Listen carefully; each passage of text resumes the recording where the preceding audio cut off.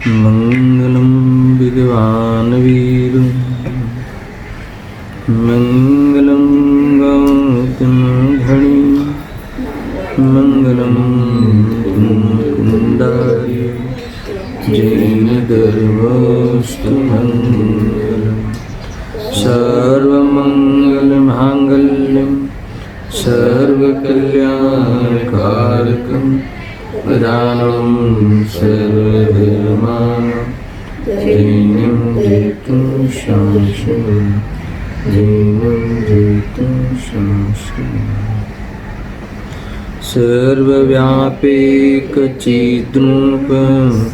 स्वरूपाय परात्मने सोपलब्धि प्रसिद्धाय ज्ञानानन्दात्मने आत्मरूपयं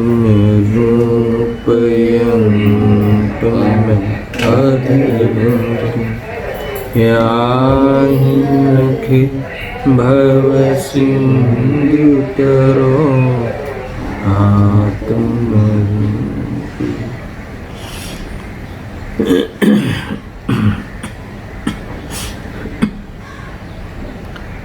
प्रवचन सार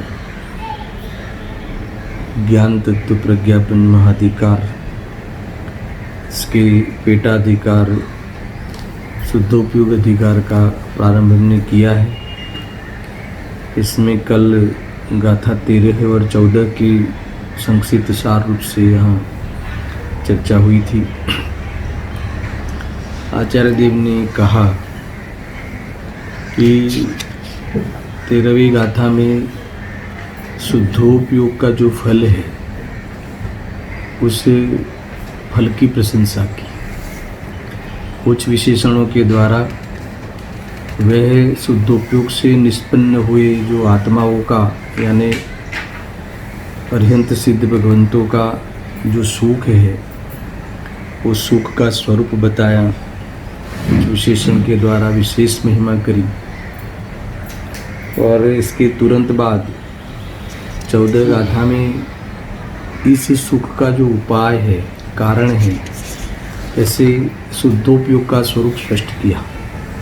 अर्थात तो शुद्धोपयोगी जो श्रमण है उस श्रमण के बारे में विशेष खुलासा किया। इस प्रकार से 14वीं गाथा भी कल विशेष चर्चा हुई थी। इसके तुरंत बाद 15वीं गाथा का विषय थोड़ा समझने जैसा है। आचार्य देव ने उत्थानिका में लिखा कि अब शुद्धोपयोग की प्राप्ति के बाद, है ना, 14वीं गाथा में शुद्धोपयोग का स्वरूप किया है ना। अब तुरंत शुद्धोपयोग की प्राप्ति के बाद तत्काल अंतर पड़े बिना ही होने वाली शुद्ध आत्म स्वभाव केवल ज्ञान प्राप्ति की प्रशंसा करते हैं। काफ़ी बातें हैं इस उत्थानिका में, काफ़ी मर्म है। आचार्य अमरचंद्र देव ने उत्थानिका में लिखा कि शुद्धोपयोग की प्राप्ति के बाद तत्काल अंतर पड़े बिना, यानी ये ऐसे लेवल का शुद्धोपयोग की बात उन्होंने करी 14वीं गाथा में कि जिस शुद्धोपयोग के बाद नियम से आत्म स्वभाव यानी केवल ज्ञान प्रकट होता ही होता है ना। और उस केवल ज्ञान की प्रशंसा इस 15वीं गाथा में की है। 2-3 बातें यहाँ है। 13 से लेके 15वीं गाथा शुद्धोपयोग अधिकार में, इसमें अतीन्द्रिय सुख और अतीन्द्रिय ज्ञान जो मूल आत्मा के जो प्रकट करने लायक जो स्वभाव है अथवा जिनके ऐसे स्वभाव प्रकट हुए हैं, अतीन्द्रिय ज्ञान और अतीन्द्रिय सुख, इसकी चर्चा की, उनको याद किया गया।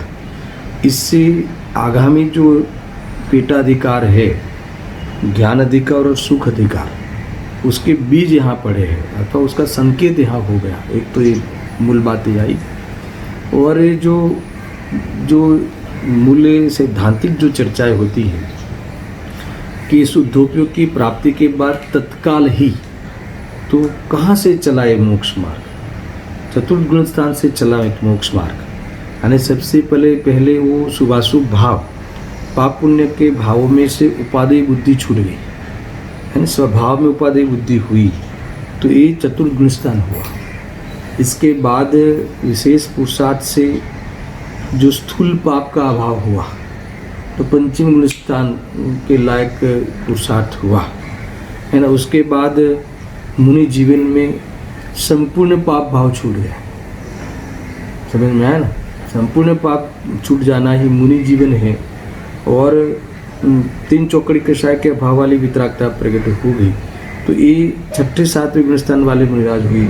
वहाँ से चले, यानी सारा कार्य शुद्धोपयोग में एकाग्रता बढ़ते बढ़ते ये किस्तों में राग का अभाव होने लगा, है ना। पहली चौकड़ी का अभाव, दूसरी चौकड़ी का, तीसरी चौकड़ी का अभाव, कुल मिला के मुझे उस लेवल पे ले आना है इस उत्थानिका के अंतर्गत कि फिर वह मुनिराज वहाँ से चल पड़े अपने मोक्ष मार्ग को तय करके शुद्धोपयोग में रहने लगे, है ना। मोक्ष मार्ग में चल पड़े, उसका अर्थ क्या है, शुद्धोपयोग में रहने लगे। और शुद्धोपयोग भी उस लेवल का होने लगा, शपक श्रेणी। हर समय जो पहले देखो पाप पुण्य में उपाधि बुद्धि तो छूटी, फिर बुद्धिपूर्वक का राग द्वेष अथवा शुभ अशुभ भाव छूटा। अब शुद्धोपयोग के काल में जो अबुद्धिपूर्वक का राग था, है ना, उसका अभी अभाव होने लगा। और शुद्धोपयोग में और ताकत बढ़ने लगी और एकाग्रता बढ़ने लगी। तो वह क्षपक श्रेणी के योग्य जो शुद्धोपयोग हुआ 8, 9, 10 और 12 ये 4 गुणस्थान लेना। तो ये 4 गुणस्थान का टोटल मिला के दर्शन टाइम पकड़े तो यथायोग्य अंतर हुआ। और एक एक गुणस्थान को का टाइम पकड़े, समय मर्यादा पकड़े तो भी यथायोग्य अंतर मुहूर्त। समझ में आया।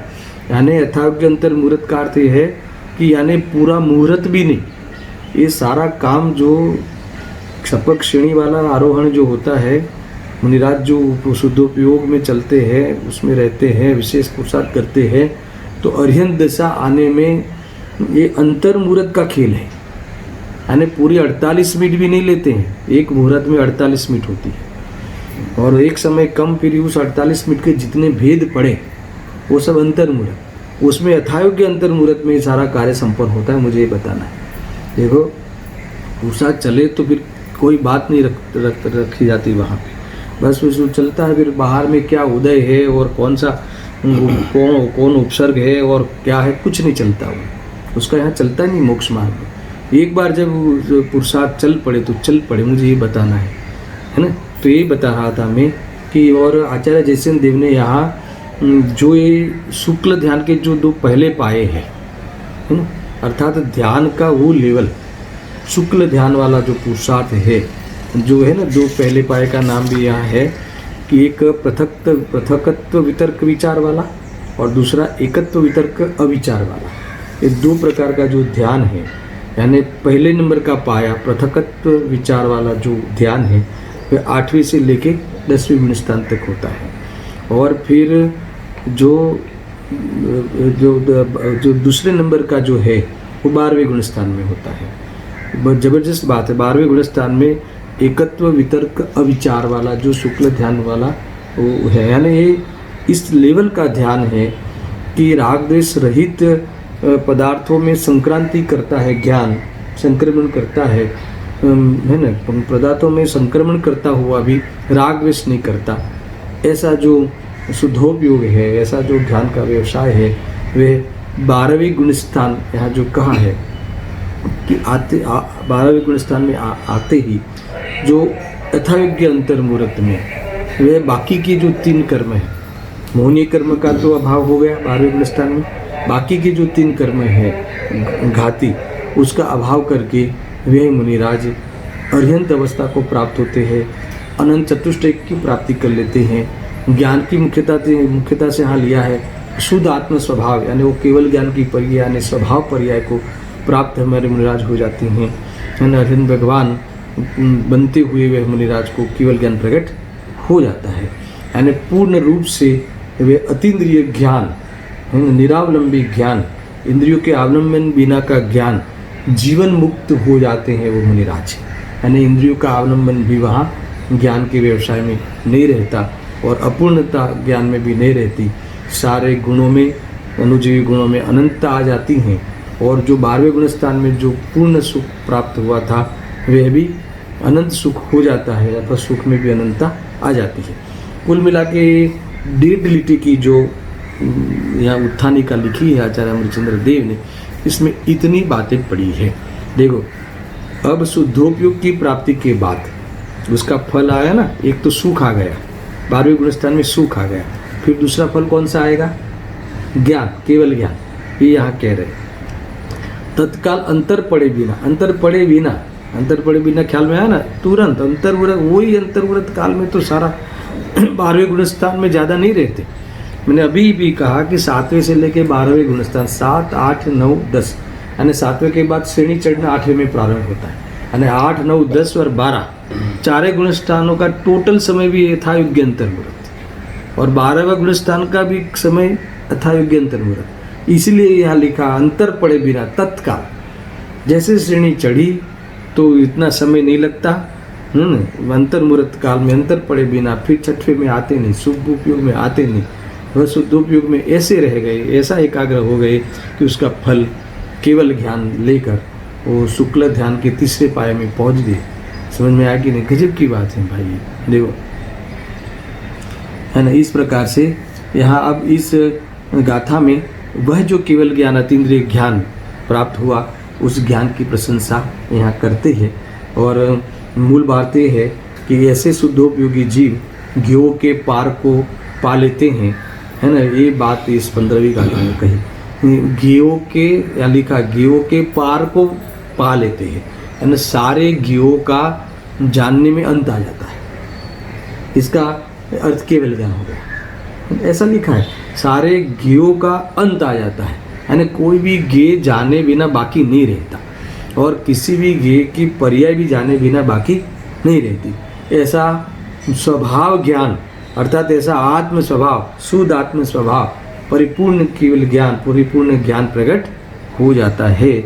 ऐसा इस 15वीं गाथा का विषय है। देखो, जे उपयोग विशुद्धते मोहादिगाति रज थकी, स्वयमेव रहित थयो थको, ज्ञेयांत ने पामे सही। ज्ञेयांत, ज्ञों का अंत, यानी सारे ज्ञों को जानने का अंत आ गया, यानी सारे ज्ञेय जानने में आ गए एक ही समय में। अब सारे ज्ञेयों को जानने का अंत आ गया तो आत्मा भी तो ज्ञेय बना कि नहीं? सारे ज्ञेय में अपना आत्मा तो आया कि नहीं? तो अपने आत्मा को भी जानना हो गया और साथ साथ सारे ज्ञेयों को भी जानना हो गया। ऐसे सकल ज्ञेयों को जानते हैं, और जो पूर्ण सुख हुआ था 12वें गुणस्थान में, वो सुख भी कैसा हो गया? अनंत हो गया। सुख भी अनंत और ज्ञान भी अनंत। इसलिए मैंने पूर्व में कहा कि ये 13, 14, 15 गाथा जो शुद्धोपयोग की जो 3 गाथाएँ हैं, वो गाथाओं में आगे जो 2 पेटा अधिकार आने वाले हैं, ज्ञान अधिकार और सुख अधिकार, उसका संकेत इसमें आ गया। देखो, अब मैं इसका जो टीका पढ़ लेता हूँ सामान्य रूप से, गाथा को देख लेते हैं। देखो, जो उपयोग विशुद्ध है, यानी शुद्धोपयोगी है, वे आत्मा ज्ञानावरण, दर्शनावरण, अंतराय और मोहरूप रथ से रहित स्वयं होता हुआ ज्ञेयभूत पदार्थों के पार को प्राप्त होता है। क्लियर? उत्थानिका में जो बातें आई वो क्लियर हो गई, है ना। जो शुद्धोपयोगी राज किसको प्राप्त होते हैं? 2 बताया, एक तो निमित्त कारण भी बताया, ज्ञानावरण, दर्शनावरण और अंतराय, और जो चारित्र मोहनीय है वो भी तोड़ देते हैं, सारी ग्रंथियाँ टूट जाती है ना। सारे जो मोह भी, सबसे पहले मोहनीय कर्म खत्म होता है 12वें गुणस्थान में, दर्शन मोहनीय 4वें गुणस्थान में और चारित्र मोहनीय 12वें गुणस्थान है ना। 10वें गुणस्थान का अंतिम समय और 12वें गुणस्थान का प्रथम समय। मोहनीय कर्म की सत्ता तक नहीं रहती, उदय की तो बात छोड़ दो, सत्ता में नहीं रहता। और बाकी की जो 3 कर्म है घाती में, आत्मा को गुणों के घात में निमित्त बनने वाले, वे वही अंतर्मुहूर्त में शुक्ल ध्यान के दूसरे पाये में राज स्वरूप में रहते हुए वे ज्ञानावरण, दर्शनावरण और जो अंतराय कर्म का भी अभाव करते हैं, वो तो कथन मात्र है, खरेखर तो स्वरूप में लीन रहते हैं, आनंद में पूर्ण आनंद भोगते हैं और नए कर्म का बंध नहीं होता, पुराने कर्म चले जाते हैं।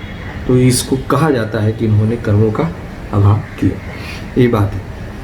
देखो मैं टीका पढ़ता हूँ। इन्होंने ये जो बात कही है ना, जो ज्ञान, केवल ज्ञान को प्राप्त हो गया, यहाँ ये बात आई है। देखो, जो आत्मा चैतन्य परिणाम स्वरूप उपयोग के द्वारा यथाशक्ति विशुद्ध होकर वर्तता है, वह आत्मा जिसे पद पद पर प्रत्येक पर्याय में विशिष्ट विशुद्ध शक्ति प्रकट होती जाती है। इसीलिए ये कौन से गुणस्थान की बात आई? इस आधार से श्रेणियों का गुणस्थान है ना। फिर से पढ़ता हूँ। चैतन्य परिणाम स्वरूप उपयोग के द्वारा यथाशक्ति विशुद्ध होकर वर्तता है, वे आत्मा है ना, जो विशुद्ध शक्ति यानी शुद्धोपयोग में वर्तता है।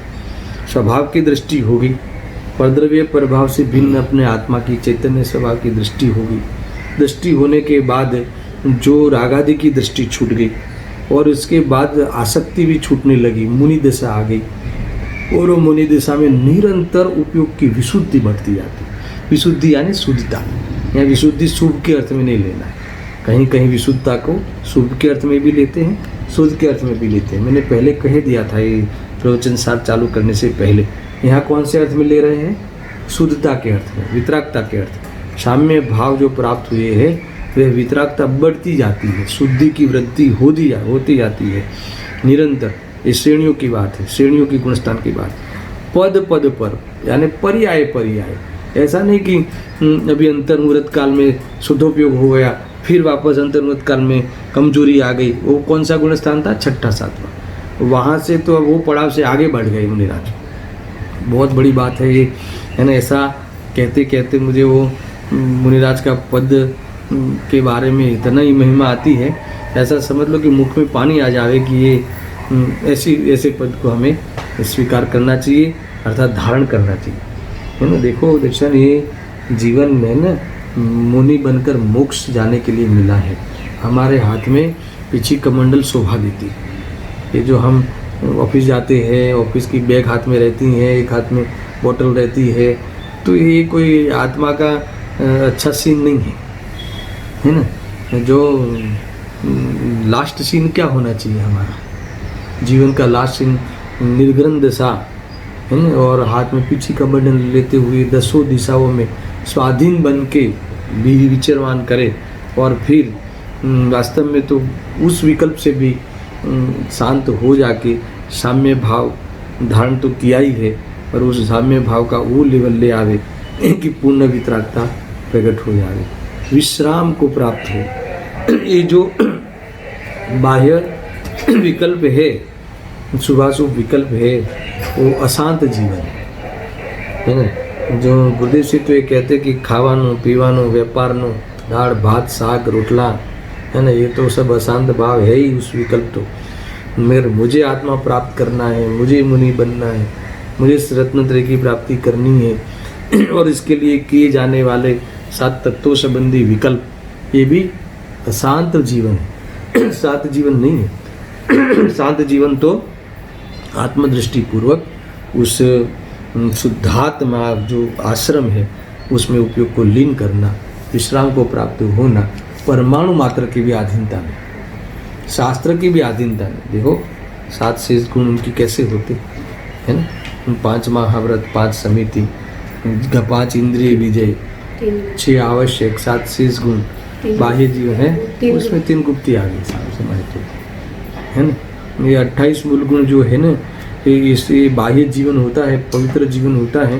तो बाह्य जीवन भी ऐसा लगे कि जैसे इनके शरीर है ही नहीं, शरीर के प्रति इतनी आसक्ति टूट गई है कि ऐसा लगे कि जैसे इनको शरीर अशरीरी है। तो ऐसा लगे पड़ी ही नहीं है, एक उसके लिए जीते ही नहीं है ना। ये है, हम तो सारा शरीर के थोड़े जो हार्ट बीट ऐसे हो जावे वैसे हो जावे, सांसें फूलने लगे तो उसके पीछे पड़ जाते। यहाँ कहते हैं कि वो तो उनके लिए जीते ही नहीं, क्योंकि उससे जीवन है ही नहीं। 10 प्राण रूप जीवन वास्तव में आत्मा का है ना, परमार्थ जीवन है ही नहीं। जीवन तो शक्ति से सदा जीता है, मगर वितरागता को लेकर आनंद में रहे, वो कर्तव्य हमारा जो है अभी का। तो इसके लिए एकमात्र मोक्ष मार्ग ही मोक्ष का कारण है। मोक्ष मार्ग कहो, मुनि दशा कहो, यही एकमात्र मोक्ष का कारण है। और सम्यक दर्शन पूर्वक ही मुनि दशा होती है सच्ची। और वही मुनि दशा में ये जो यहाँ कहते हैं आचार्य अमरचंद्र देव कहते हैं कि पद पद पर पर्याय पर्याय है ना विशुद्धि बढ़ती जा रही, गुण श्रेणी निजरा है एक प्रकार से विशिष्ट विशुद्ध शक्ति प्रकट होती जाती हैं। और ऐसा होने से अनादि संसार से बंधी हुई जो दृढ़तर मोह ग्रंथि छूट जाने से है ना, मोह की जो दर्शन में होने वाली गांठ तो चतुर्थ गुण स्थान में छूट गई। और जो मोह के और जो फिर चारित्र मोह रूप जो भी बंधन था, थोड़ा उसमें भी अटकाव था, थंभाव था, वो थंभाव भी अब स्वरूप में लीन रहने से है ना उसको अटेंड ही नहीं करते मुनिराज। स्वरूप उदय में आवे तो भी अटेंड ही नहीं करते। आत्मा में आनंद इतना बढ़ता है, वितरागता में रहना इतना जोर होता है कि वो आने वाले उदयों को अटेंड ही नहीं करते। तो यहाँ कहते हैं कि विशुद्धि बढ़ती जाती है। और अंत में ये कहते हैं कि अत्यंत निर्विकार चैतन्य वाला और समस्त ज्ञानावरण दर्शनावरण तथा अंतराय के नष्ट हो जाने से पहले मोह ग्रंथि छूट गई, मोह छूट गया, मोहनीय कर्म चला गया। इसके बाद फिर उन स्वरूप से बाहर ही नहीं आए मुनिराज। 12वें गुण स्थान वाला पुरुषार्थ बाहर ही नहीं आए, बाहर यानी सुख भाव में आए ही नहीं। तो क्या हो गया, जो 3 जो कर्म थे बाकी की, जो ज्ञान को आवरण देने में निमित्त बनने वाले और वीर्य को स्फुरायमान होने में बाधक देने वाले, तो वो वीर्य इतना उलझा कि वो कर्म तो रहे ही नहीं, नाय बन तो सवाल ही नहीं है। और जूने कर्म भी उदय में आके खेले, उसमें जीव ने कुछ नहीं किया। जीव ने तो क्या किया, मुनिराज ने तो क्या किया, स्वरूप में मस्त रहे। और स्वरूप में मस्त रहने से लीला मात्र ऐसा लिखते हैं, अंतर पड़ा बगैर लीला मात्र रमता रमता संसार छूटी गई है ना। चिंता करते करते संसार नहीं छूटता दर्शन, वो तो चिंता करना स्वयं संसार है। यहाँ तो रमता रमत कैसे हुई, 6 द्रव्य का स्वरूप, गुण पर्यावत द्रव्यम परिणाम स्वभाव वाले द्रव्य होते हैं। हमें किसी भी द्रव्य के कोई भी कार्य में हमारा 1% भी योगदान नहीं है तो कितनी निवृत्ति आ गई, समझ में आया ना। हमें ऐसा लगता है कि दुकान चलानी पड़ेगी है ना, कलेक्शन लाना पड़ेगा, माल बेचना पड़ेगा, धन कमाना पड़ेगा, घर चलाना पड़ेगा, तो कि मिथ्यात्व है, तूने परिणाम वस्तु का स्वभाव है ये तूने नहीं माना, वो स्वभाव को तूने नहीं माना। अरे परिणाम द्रव्य का स्वभाव है, उस धन को आने के काल में वहाँ आना है और हमारे ज्ञान में झलकने के काल में उसका झलकना है। तुम चिंता किस बात की है, यानी ये निवृत्त द्रव्य है, निर्ग्रंथ द्रव्य है, ये वास्तव में ब्रह्मचारी द्रव्य है, कहीं भी चरने की जरूरत नहीं है, स्वरूप में रहो। तो ये यहाँ कहते हैं है ना, यहाँ देखो, और समस्त ज्ञानावरण दर्शनावरण तथा अंतराय के नष्ट हो जाने से निर्विघ्न विकसित आत्मशक्तिवान स्वयमेव होता हुआ, ये स्वयं से 16वीं गाथा का बीज यहाँ पड़ा है। स्वयंभू भगवान हमारे स्वयमेव अथवा वह आत्मा स्वयमेव आत्मशक्तिवान यानी पूरी शक्ति को, ज्ञान आदि शक्ति को अनंत चतुष्टय रूप से सारे गुणों को प्रकट कर लेता है ना। और देखो होता हुआ गेता को प्राप्त पदार्थों के अंत को पा लेता है ना। गेता को प्राप्त, गेता को यानी सारे द्रव्य इनके ज्ञान में इग्ने बनने लगते हैं। मैं देखो ये शुक्ल ध्यान वाली बात आई थी ना, पृथकत्व वितर्क विचार ज्ञान और एकत्व है ना, वितर्क अविचार ज्ञान। अविचार यानी विचार नहीं, ऐसा नहीं, शुद्ध ज्ञान नहीं है वहाँ तक, 12वें गुणस्थान तक तो बहुत लिया है मैंने पहले के स्वाध्याय में। यानी कोई पहले तो देखो शुद्धोपयोग के काल में दर्शन स्वरूप लीन में लीन होता है ना, वो शुद्धोपयोग में उपयोग की शुद्धता यानी कषाय नहीं होना है, ये है। बिना कषाय के गेवों में व्यवसाय करना, जानना, वो शुद्धोपयोग है। नहीं जानना इसका नाम शुद्धोपयोग नहीं है। जानना तो बनता है, अरे आत्मा को जाना, आत्मा में लीन हुआ। शुद्धोपयोग में तो आत्मा में लीन होते हैं, तो आत्मा में लीनता का अर्थ क्या है, राग द्वेष नहीं होने का नाम आत्मा में लीन होना है। नहीं जानना ऐसा नहीं, राग द्वेष पूर्वक जानना वह विचलितता है, और राग द्वेष रहित जानना वो स्वरूप में लीनता है, आत्मा की प्राप्ति है, वो स्वरूप में चरना है। ज्ञान अपना स्वभाव छोड़ता नहीं जानना, तो वो उस समय कोई ना कोई पदार्थ के बारे में ज्ञान चालू रहता है, ज्ञान का व्यवसाय चालू रहता है, मगर उसमें कभी उनको विकल्प अर्थात तो कषाय नहीं रहती। तो ऐसा शुद्धोपयोग देखो आगे जाके सारी गीता को प्राप्त कर लेता है। मुझे वो बताना है, वो वाली प्रैक्टिस, वो वाला अभ्यास कि जानना तो रहे पर कषाय नहीं हो गई, तो वो वाला अभ्यास इतना बढ़ता है, स्वरूप में इतना उपयोग रमता है कि कषाय फिर उत्पन्न ही नहीं होती और ज्ञान पूर्ण उत्पन्न हो जाता है, यानी सारी गीता को प्राप्त हो जाता है ज्ञान। ख्याल में आया? इसीलिए फिर वही लेवल, वही मॉडल, कौन सा मॉडल कि शुद्धोपयोग में क्या मॉडल है दर्शन कि जाने सब यानी उनकी जो योग्यता हो ज्ञान की, ज्ञानावरण के जो क्षम के अनुसार और ज्ञान की योग्यता के अनुसार ज्ञान में ज्ञेय होता है और ज्ञान के उपादान के अनुसार योग्यता के अनुसार ज्ञेयता होती है ज्ञेयों की, तो वो ज्ञेयता को प्राप्त होता है वह ज्ञान, मगर वहाँ क्या नहीं होता है? कषाय नहीं होती है ना। जाने मगर कषाय ना करे, वो वाली बात ही चलती है। मगर कषाय नहीं होती तो वही मॉडल विशेष वितरागता का शपक श्रेणी वाला पुरुषार्थ होता है, तो अंत मुहूर्त काल में अरिहंत दशा को प्राप्त होते हैं, यानी ज्ञान सारी गीता को प्राप्त हो जाता है। और जो अबुद्धिपूर्वक की कषाय होती है, बुद्धिपूर्वक तो था ही नहीं, कोई ज्ञान कोई उपयोग कोई कषाय में व्यवसाय तो करता ही नहीं था, मगर कषाय नहीं थी ऐसा भी नहीं था, तो वहाँ कौन सी कषाय थी? शुद्धोपयोग में अबुद्धिपूर्वक, ज्ञान में पकड़ में नहीं आती और ज्ञान वहाँ व्यवसाय नहीं करता, मगर थी। मगर 12वें गुण स्थान में वो कषाय समाप्त हो गई और 13वें गुण स्थान में अर्थात कषाय समाप्त हो गई, वह 12वें गुण स्थान है और सारा ज्ञान सारी गीता को प्राप्त हो गया, समस्त ज्ञेयों को गीता को प्राप्त हो गया, तो उसके पार पा लिया उस ज्ञान ने। वो कौन सा ज्ञान हो गया दर्शन? केवल ज्ञान। समझ में आया? तो देखो अब वो वाली बात आ गई ना, वो मॉडल आ गया ना, सकल घी ज्ञायक, सकल घी ज्ञायक, सकल ज्ञेयों को जानने रूप ज्ञायक परिणमा, और सकल ज्ञेय में कौन? स्व पर दोनों ज्ञेय, फिर भी क्या कहते हैं? तदपि निजानंद रसलीन, तब भी है ना जानते हुए भी आनंद में रहते हैं। तदपि क्यों डालते हैं? क्योंकि हमें तो ऐसा लगता है ना निचली दशा में, अज्ञान दशा में कि ये जानते हैं ना, इसीलिए आकुलता होती है। तुम देख लेना, जाना ही नहीं होता, हमें खबर ही नहीं पड़ती है ना, तो चिंता ही नहीं होती। जाणवानु ઝેર છે એમ કહે છે ને, જાણ્યાનું ઝેર છે, तो क्या गलत था वो? यहाँ तो ये लेवल आ गया कि तद्यपि सब सकल ज्ञेय ज्ञायक, तद्यपि सब ज्ञेयों को जानते हुए होने पर भी निजानंद रस लीन, क्या जानने में नहीं आता?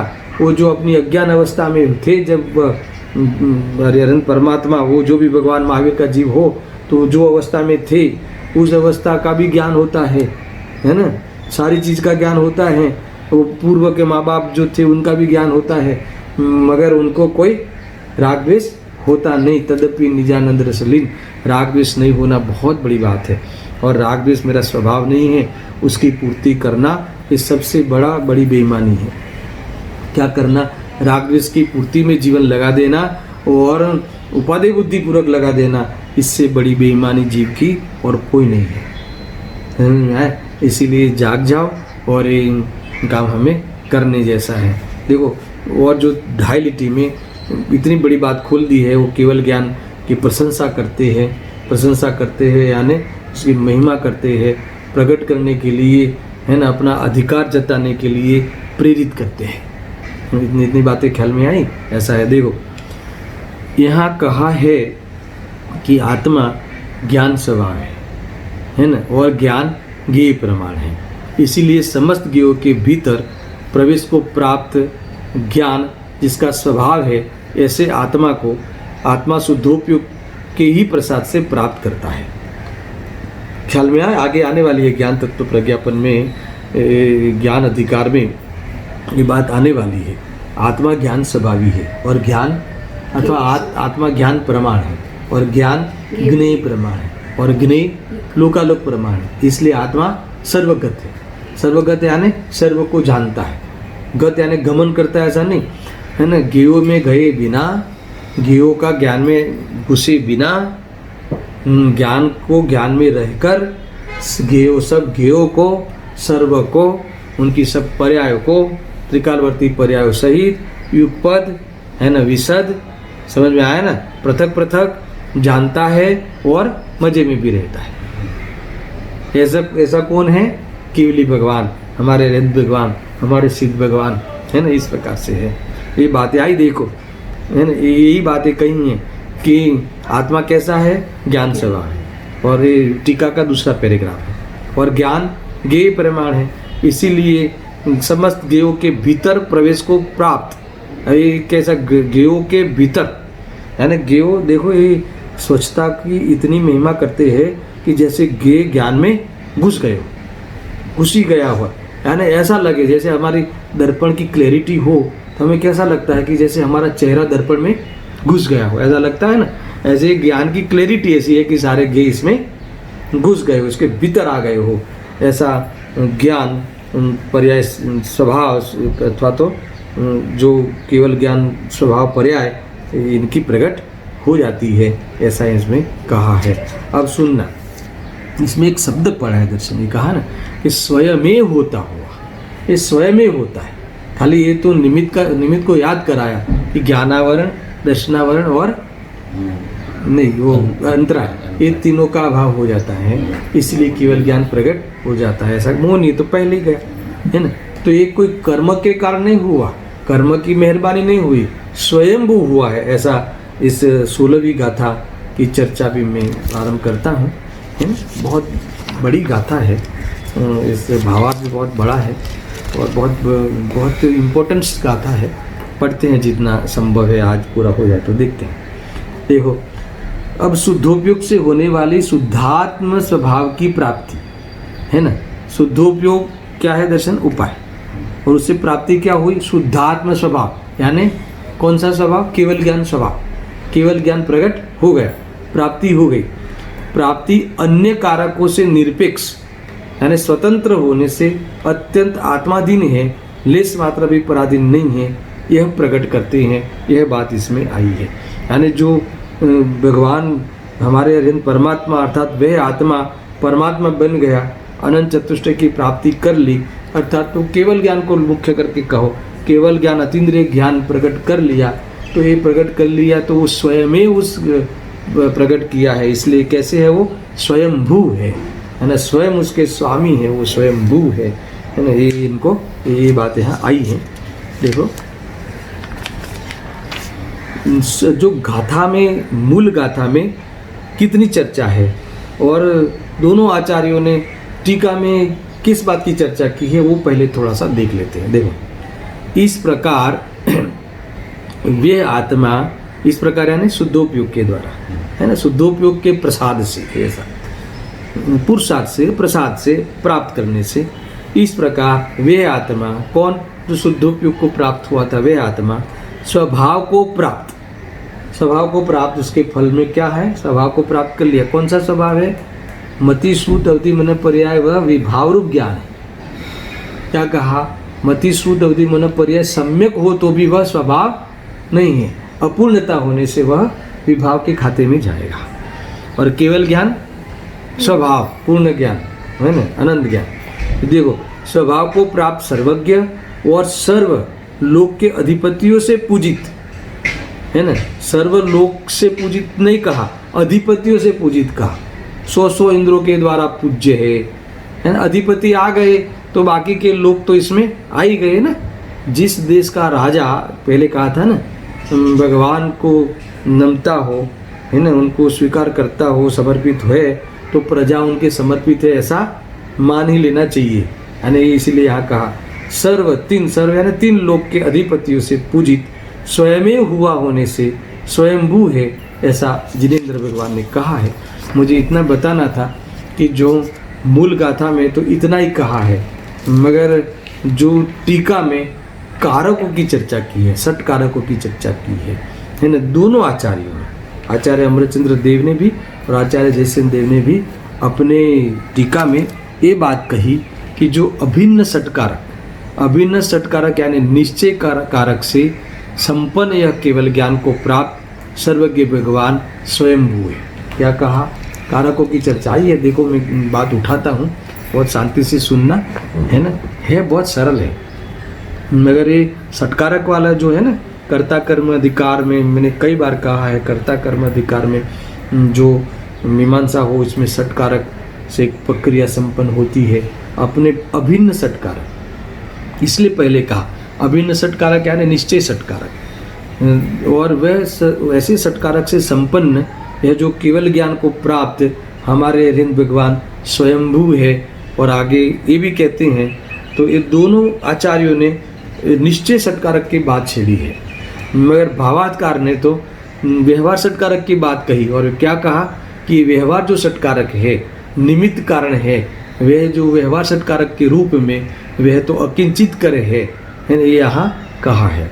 तो हम सीधे भावार्थ पे चले जाते हैं, और भावार्थ में दोनों कारकों की चर्चा आई है, और दोनों कारकों के बाद और दोनों कारकों को समझाने के लिए इन्होंने जो मिट्टी का जो अपने स्वयं अभिन्न षटकारक जो है वो निश्चय कारण है ना, अपने उपादान कारण, और जो कुंभार आदि वह निमित्त कारण यानी व्यवहार कारक के रूप में वो सारी चर्चा आई है। इसके बाद केवल ज्ञान किस प्रकार से हमारे मुनिराज श्रेणी में चलने वाले अपने कर्ता कर्म अधिकरण आदि षटकारकों से वो सारी क्रिया संपन्न करते हैं, और केवल ज्ञान को प्राप्त होते हुए स्वयंभू है, ऐसी बात आई है। ये मूल थीम बता दी मैंने, गाथा की उत्थानिका तुम समझ लो। समझ में आ रहा है दर्शन? ये स्पीड हो रही है, वैसे समझ में आवे ऐसा है, नहीं समझ में आवे तो फिर से कहता हूँ उत्थानिका में क्या बात आई। देखो थोड़ा सा 5 मिनट ले लेते हैं, फिर इसमें प्रवेश करते हैं कि जो 15वीं गाथा में ये कहा कि जो स्वयमेव है न, वह शुद्धोपयोगी मुनिराज स्वयमेव पुरुषार्थ से स्वभाव को, अर्थात तो आत्म स्वभाव को, आत्मा की शक्ति को प्रकट कर लेते हैं। कौन सी शक्ति? केवल ज्ञान शक्ति को, वह केवल ज्ञान को प्राप्त हो जाते हैं। तो स्वयमेव का अर्थ यहाँ 16वीं गाथा में लिखा कि ये जो सर्वज्ञ हो गए, सर्व को जानने रूप मुनिराज प्राप्त, उस परिणाम को प्राप्त हो गए, और सर्वपूज्य हो गए, स्नातक मुनिराज हो गए, अरिहंत दशा को प्राप्त हो गए। वो यहाँ कहते हैं कि स्वयमेव हुए हैं, ऐसा जिनेंद्र भगवान ने कहा। स्वयमेव हुए यानी कर्म के कारण नहीं हुए हैं, कर्म का अभाव हुआ तो है मगर इसलिए यहाँ हुए हैं ऐसा नहीं है। अर्थात तो गुरुदेव जी तो बहुत बातें लेते हैं कि ये जो सहनन है ना, वृषभ नारद सहनन है इसलिए केवल ज्ञान हुआ, ऐसा नहीं है। भले उनके वृषभ नारद सहनन हो शरीर की, पर देख क्यों ऐसा कहा कि शरीर इतना स्ट्रांग है कि उन्होंने इसके कारण ध्यान किया। तो शरीर स्ट्रांग है, निरोगी है, इसीलिए शुद्धोपयोग होता है, ऐसा नहीं है। तो आप तो कहते हो, कह सकते हो ना कि नहीं, जो शरीर में थोड़ा स्ट्रांग हो जाए, शरीर जरा निरोगी हो जाए तो आत्मा में मन लगे। कि लोग कहते हैं ना आत्मा में मन लगे और फिर शुद्धोपयोग करके भगवान बन जावे, तो क्या ऐसा नहीं है? अरे देह में नहीं हूँ ऐसी बुद्धि से, है ना, उसमें उपादेय बुद्धि छोड़ते हुए, उसमें एकत्व बुद्धि छोड़ते हुए धर्म की शुरुआत होती है। और तू कहता है कि शरीर निरोगी रहे तो मुझे ध्यान होए, ऐसा नहीं है। देह बुद्धि छोड़ो, देह में एकत्व बुद्धि छोड़ो, चैतन्य स्वभाव की दृष्टिपूर्वक देह को अपने से भिन्न देखो, उसके लक्ष्य होने वाले रागादि की रुचि छोड़ो और स्वभाव की रुचि करो। ज्ञान शक्ति और वैराग्य शक्ति खिले। समझ में आया कि नहीं? ये बात यहाँ कही है, शांति से समझना। मैं क्या कहना चाहता हूँ कि मूल बातें आई है कि ये जो आत्मा की जो शक्ति खिली है तो ये अपने स्वयं से हुई है। स्वयं उपयोग स्वरूप में लीन होकर क्या किस चीज़ को प्राप्त हुआ है?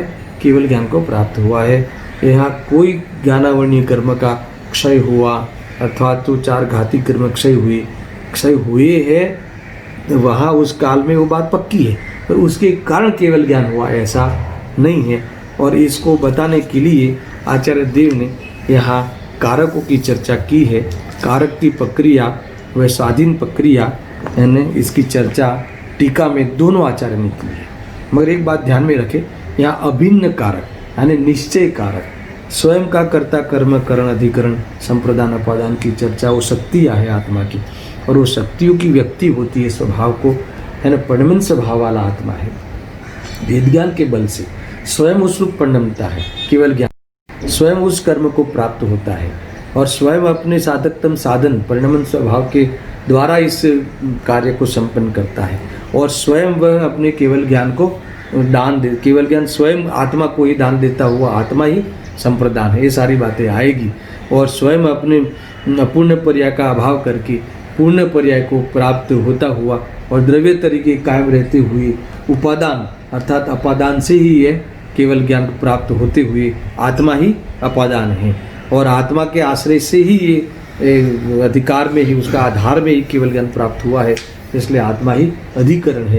यानी इसके लिए कहीं भी जाना पड़े, कोई शरीर को बिठाना पड़े, शरीर को स्थिर करना पड़े, है ना, दृष्टि को नासाग्र करना पड़े, ऐसी कोई बात ध्यान में, है ना, वहाँ पुरुषार्थ करने की बात नहीं है। ऐसे पुरुषार्थी जीवों को ये सब बाह्य में शरीर की चेष्टा ऐसी होती जरूर है, पर उसमें जाकर शरीर में कुछ प्रवेश करके अर्थात उसमें कोई हिला विला के अथवा इसी को शरीर को स्थिर करने का प्रयास करते हैं, ऐसा नहीं होता। समझ में आया कि नहीं? बात हमें समझनी चाहिए। षटकारकों की बात में स्टार्ट करने से पहले ये स्वाधीन क्रिया क्यों की चर्चा मैंने की है।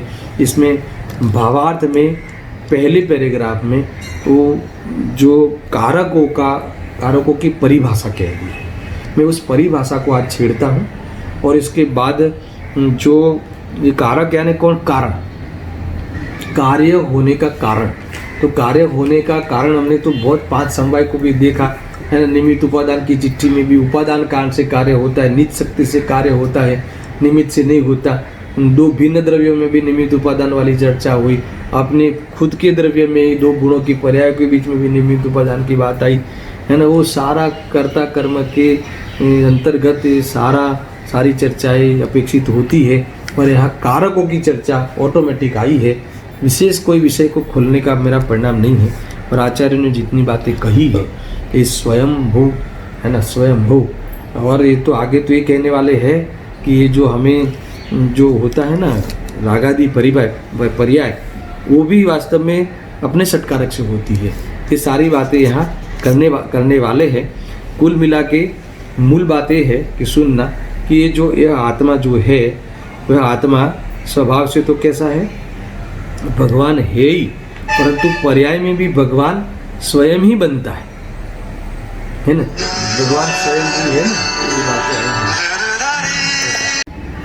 भगवान स्वयं ही बनता है यानी स्वाधीनपने बनता है, पर के सहयोग के बिना ही बनता है। अतः सर्वज्ञ भगवान स्वयंभू है। कुल मिला के ये जो सर्वज्ञता प्राप्त हुई है वह अपने स्वयं अभिन्न षटकारकों से ये क्रिया संपन्न हुई है ना। ये मूल बातें यहाँ बतानी है। कल हम भावार्थ से ही प्रारंभ करेंगे और भावार्थ में सबसे पहले 6 कारकों की परिभाषा विस्तार से बताई है और इसके बाद निश्चय कारक और व्यवहार कारक, ऐसे 2 प्रकार के कारक होते हैं। वो बताकर उन्होंने सारे कारकों के उदाहरण दिए हैं, है ना। व्यवहार कारक के भी उदाहरण दिए और निश्चय कारण कारक के भी उदाहरण दिए, तो मिट्टी और घड़ा और कुम्हार के बीच में। इसके बाद फिर केवल ज्ञान के निश्चय भिन्न कारक की विशेष चर्चा आई है, तो कल खुल के इस विषय को अपन क्लियर करेंगे। सहजानंदी शुद्ध स्वरूपी अविनाशी आत्मस्वरूप, सहजानंदी शुद्ध स्वरूपी अविनाशी आत्मस्वरूप, सहजानंदी शुद्ध स्वरूपी अविनाशी आत्मस्वरूप।